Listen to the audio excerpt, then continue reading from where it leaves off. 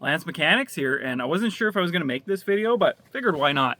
So it's been officially 2 years since I left automotive, and a lot's happened. So as you can see, remember that video I posted why I quit automotive while making 150K? That took off, awesome, helped the channel. Let's talk about what happened 2 years now. So I originally quit automotive because of all the BS. It's a stressful industry. And I went into building wind turbines. I'll see if I can add some B footage here. Absolutely loved it. That industry is something else. To go from being a stressed out mechanic to climbing and building towers and landing 300,000 pound components, like, best experience of my life. Wouldn't trade it for anything. And I'm doing this video to show people, like, there's some good and bad, but still no regrets. Like, leaving automotive was the best decision of my life.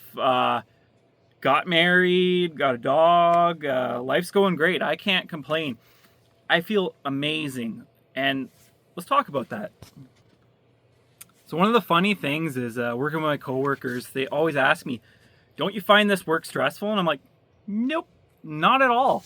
I could have a machine broken down on the ramp or at the face or impossible diagnostics, and I just go into it with an open mind, and I don't find it stressful.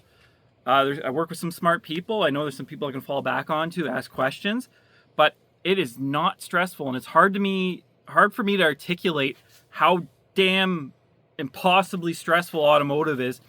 And it's funny because I'm 2.6 kilometers underground, and anything can go wrong, and things can go wrong, and I still find automotive more stressful. It's very hard to explain that to people. So they always get a bit of a chuckle out of that when I say automotive is the most stressful industry I've ever been in. And I've been landing components and turbines, landing blades. That's not fun, especially when the wind picks up to 15 meters a second, and these components are blades 9 meters max. I've landed blades in 15 meters. It's not enjoyable. Crap happens. Winds pick up once it's in the air. What do? You could call the lift off, but things happen. Or you got to call a $100,000 component on a machine. It's like, whew. But that's mining. It is what it is. Parts fail, things get abused. Automotive, for some reason, calling components that are not expensive now in perspective, it's like, why was it so stressful? It just is, because there's a human element involved to it. But it's a whole other conversation. But yeah, so one of the other things 2 years since being in that damn industry is I haven't been cut or scraped or anything. Like, I really don't bleed anymore. So this is automotive guys in the comments will know this. Dealing with plastics and all these rough edges on a vehicle, you have micro scratches and all these other things. And I would wash my hands at the end of the day and have soap on. Even wearing gloves, I'd be like, what the hell? You could feel everything. Your hands were so brutalized. I have the complete opposite in heavy equipment. My hands feel amazing, and it's weird for people. I don't know how to explain it to the other heavy duty guys. I'd rather have a sore hand from trying to crack a crescent on a number 16 than dealing with the automotive micro scratches and having my hands in weird places, dealing with these like 5.5 millimeter bolts and all this other stuff. My body feels great. Don't get me wrong. Heavy duty it's hard on the body, but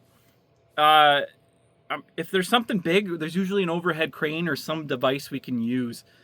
The most you're going to get out of a car is your lift and maybe some lifting devices, but you're always bending over, you're getting down on your knees, you're destroying your knees, you're destroying your back.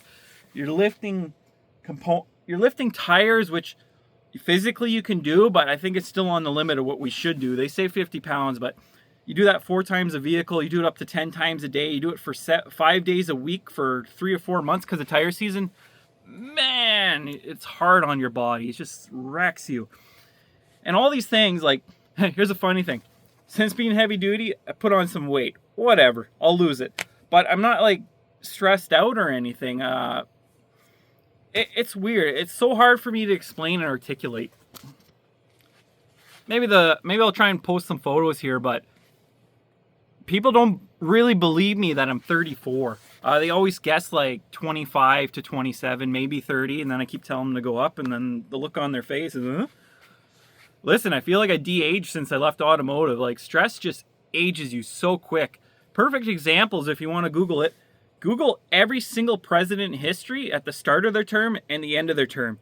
Yes, they're older people. Yes, a lot can happen in 4 years, but being the president just stresses you out. Maybe automotive technicians handle the same amount of stress, but not with the same problems. Let's not get into that. So it's like, wow, I feel great. I always tell people, till you experience the worst, you don't know how good you have it. I feel like I did the right decision.